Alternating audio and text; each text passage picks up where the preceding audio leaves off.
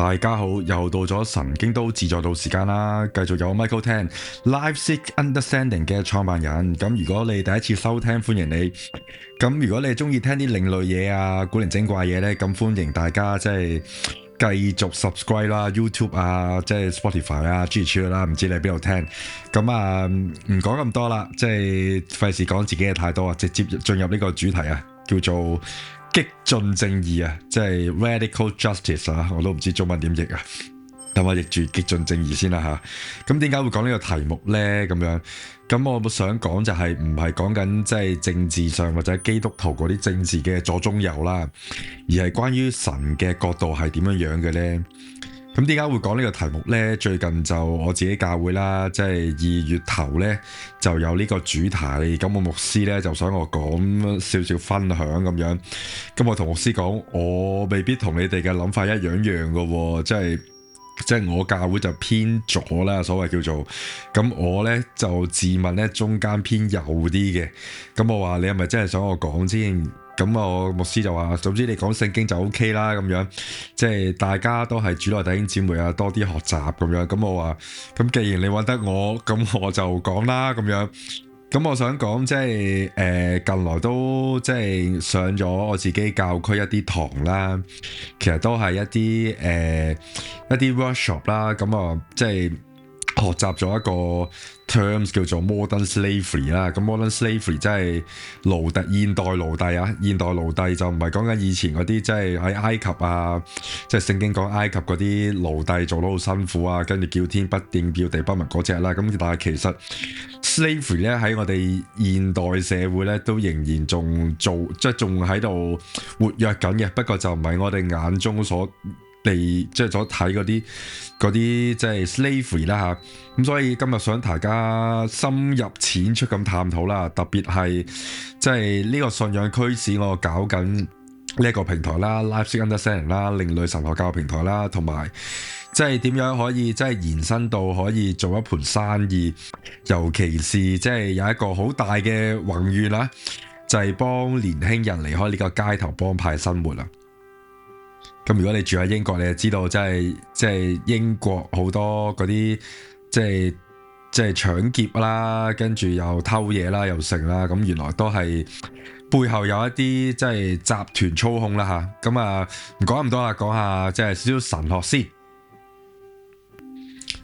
咁啊，主要分幾部分咁講啦。首先，我哋就要搞清一樣嘢嘅。當我哋講 radical justice 嘅時候呢，好多時都講緊即係政治，即係左中右啦，你支持邊個政黨啦。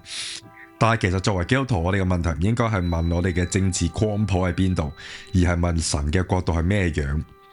咁當牧師叫我去即係分享呢個題目嘅時候啦，咁我就諗起以賽亞書11章6至9節，咁嗰度有一個好有趣嘅圖畫，定係一個好美麗嘅圖畫啦。咁我讀俾呢段經文讀俾大家聽啊。豺狼必與羔羊、綿羊羔同居，豺狼與山羊羔同臥，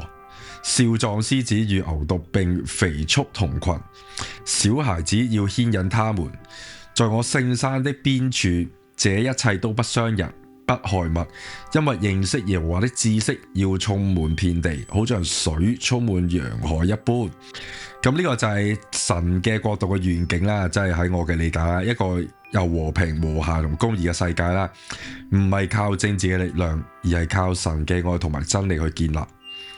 咁第二部分啦，就係講緊呢個即係現代奴僕啊，或者現代奴隸嘅現實啦。咁講呢個即係 radical justice 啦，我哋一定要面對世界好多嘅唔公平、唔公義啦嚇。咁我睇一啲數據啦，就睇緊英國啦，咁有超過10萬個即係一啲 modern slavery 嘅受害者。咁喺倫敦啦，同埋即係我而家嗰個教區啦，即係睇一啲數據啦，就係估計咧就大約有1000個受害者啦嚇，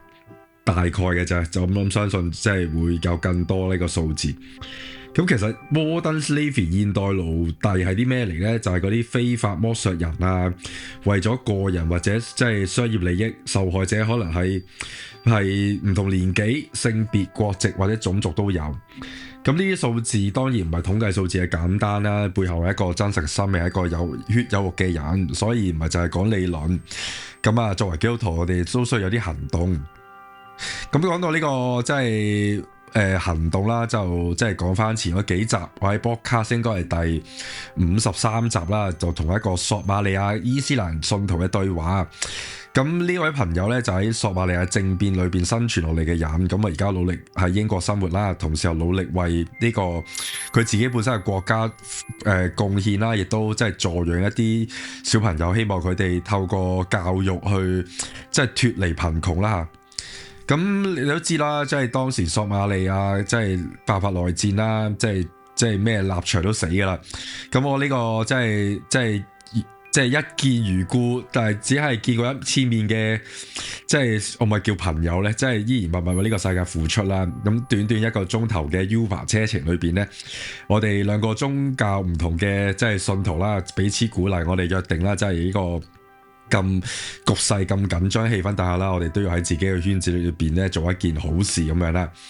咁呢個即係簡單嘅經驗啦、經歷啦，提醒咗啦，真正嘅即係公義或者正義嘅工作啦，係超越宗教同埋政治嘅偏好。我哋唔需要等有咩條件完美，我哋先可以由而家開始喺自己個位置裏邊做好自己嘅嘢啦。咁第四部分啦，即係我對呢個即係 Radical Justice 嘅願景啊。咁我嘅即係 Radical Justice 係咩呢？咁講到呢度呢，就想同大家分享心裏邊一個願景呢，就係呢個願景其實好簡單，就係我哋即係要，但係同時間又好有毅力同埋決心先可以做到嘅。咁首先就係即係信仰啦，或者即係讀完書啦，即係對於即係少少創業啦嚇，即係當然創業就唔係放低自己份工啦，即係做一個有信仰嘅創業家啦嚇。咁創業就唔係就係為咗賺錢啦，當然做生意都揾錢嘅，咁但係呢個都係事實。不過即係創業嘅目的啦，即係應該應該要行得更遠。咁我創業就係為咗榮耀神啦，為咗服侍人啦。咁其實當我哋開一間公司、開一間鋪頭、做一盤生意，我哋其實都開緊一個機會之門啦。咁呢道門咧就唔係為自己而開嘅，亦都為其他人而開。特別係有一啲有需要俾機會佢嘅人啦。你諗下啦，即係其實透過我哋做生意創造就業機會，為呢個即係社會邊緣嘅人啦，或者年輕人啦創造機會。咁係咪一個即係好似頭先講以賽亞書嗰幅圖畫呢？咁正如我真係開初啱啱錄音嘅時候喺度講啦，好多年輕人真係陷入呢個幫派嘅文化裏邊啦。咁佢哋唔係天生係壞，好多時因為缺乏機會啦，冇乜榜樣又冇希望。咁我真係即係啱啱聽呢個 workshop 嘅時候咧，聽到真係年青人係好容易被幫派操控。點解呢？就係因為喺而家呢個世代就唔需要用錢啦，好多時都係 cashless 啦，即係好似即係 local 八達通嘟機啦咁樣。咁所以佢哋都有所謂即係好細個就有銀行啦。咁即係一啲幫派啦，咁就借啲意就同佢哋做 friend 啦，然後操控佢銀行，即係知道屋企地址之後就即係威脅佢屋企人啦，然後即係去逼嗰啲年輕人去做啲犯法嘅嘢啦。咁但係如果我哋透過我哋嘅生意提供呢啲工作機會俾年輕人啊，或者有即係可能做 coffee shop 咁樣，即係俾佢哋即係放咗學之後有地方 hea 啦，咁佢哋有正當嘅收入，又學習技能，可以重拾佢哋嘅自信。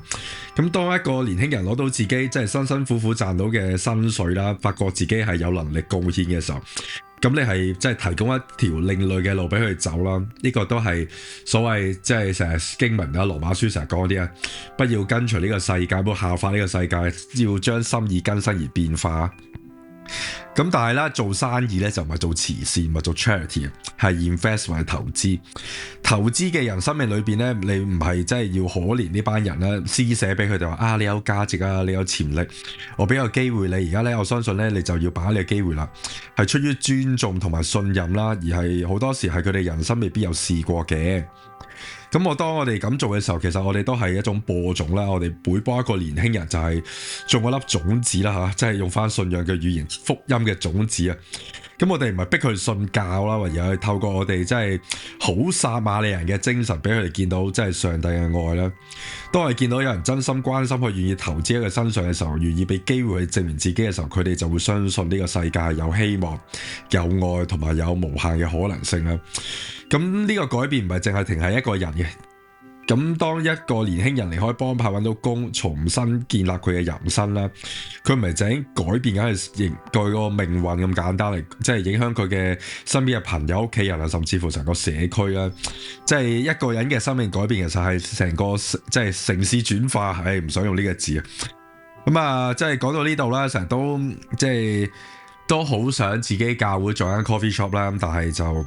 始終都係好難啦，始終即係教會有自己嘅 agenda 啦，亦都即係要花好多唇舌，即係因為我教會係有一個好靚嘅位置啊，咁但係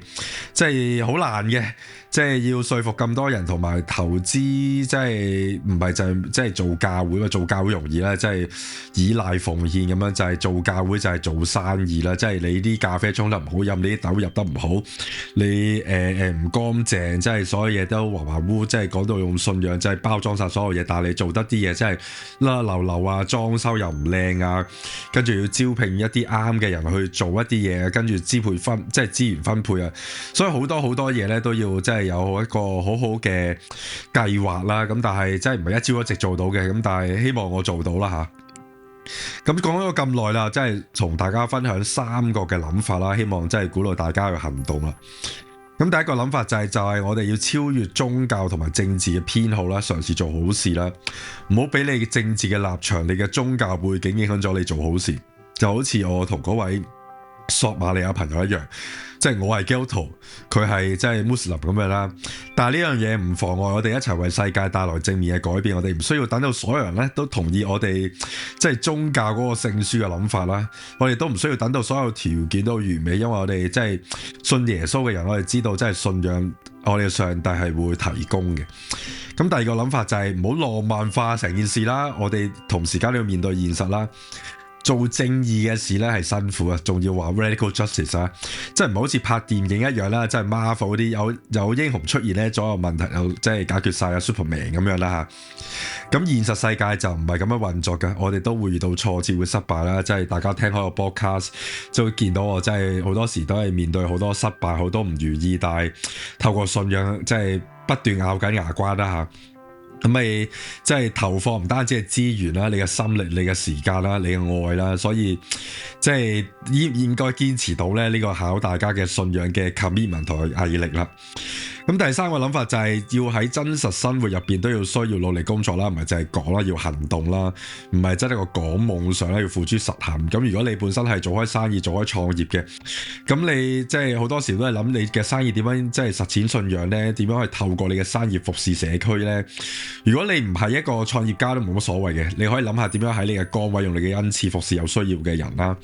咁呢個即係激進嘅正義有 radical justice， 我覺得唔係一個理論啦，即係其實 justice 就唔 radical 嘅，就係一種生活方式，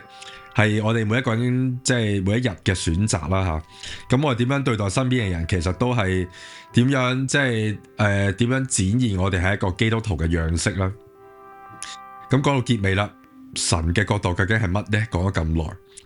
佢唔係一個遙遠嘅烏托邦，唔係一個 utopia， 佢係一個小小行動開始建立。當我哋請一個年輕人啦，如果你係做生意嘅話，俾佢一個機會，其實我哋都係建立緊上帝嘅國度。當我哋超越即係啲政治宗教立場嘅分歧，同唔同嘅人連結，我哋就係建立緊神嘅國度。當我哋用我哋嘅恩賜同埋資源去服侍社區，我哋就都係建立緊神嘅國度。咁我哋即係建立神嘅國度咧，有好多種展現方式嘅，包括係即係點樣係即係喺我哋社區做一啲好微小嘅事去尋求，即係上帝嘅愛降臨喺我哋嘅即係服侍嘅群體同埋我哋住嘅地方。咁啊，多謝大家收聽神經都自在道，今集講住咁多先啊，10幾分鐘控制得唔錯啊。咁啊，下集再同大家講下其他嘢啦，希望即係唔會悶親大家。咁啊，講少少自己嘢啦。咁我又收今日呢，即係呢幾日嘅祈禱啦，因為都即係問下上帝，喂，揾唔到正職喎，揾唔到正職呢就好難，即係揾到屋啦。大家都知道揾緊屋咁樣啦，即係而家暫住朋友屋企咁樣啦。咁咁我都即係同上帝即係祈禱啦，喂，即係上帝你想點先咁樣？咁啊無啦啦咧有幾份工咧又係 part time 嚟嘅，咁啊加埋我呢個教區嘅 part time 咧，加埋咧都應該夠我食，同埋可以照顧到我靈魂伴侶啊！希望好能夠做到啦。如果你聽到呢個 podcast，多多為我祈禱啊！咁另外一樣嘢咧就係、同一時間咧，我收到我近來去咗一個 retreat camp 啦，咁啊帶即係教區一個即係 program 咁樣啦，主要係負責幫一啲struggling 嘅教會有一啲即係新嘅方法去吸引人返教會。咁呢個即係呢個即係 retreat camp 啦嚇，呢個 campsite 即係嗰個駐場嘅牧師咧寫咗 email 俾我。咁個 email 講咩咧？佢就話即係想邀請我咧去帶領佢哋，即係做一個 program，帶領佢哋做一個即係靈修嘅即係 workshop 啊，係一個即係皇家基金會啊，但係叫我去帶領佢哋一個即係靈修祈禱嘅即係 program 啦，一日嘅 workshop 仔。咁我睇完之後都受寵若驚啊！真係唔知點解佢揾到我，亦都知我做緊嘅嘢啦。佢又講起我啲背景咁樣，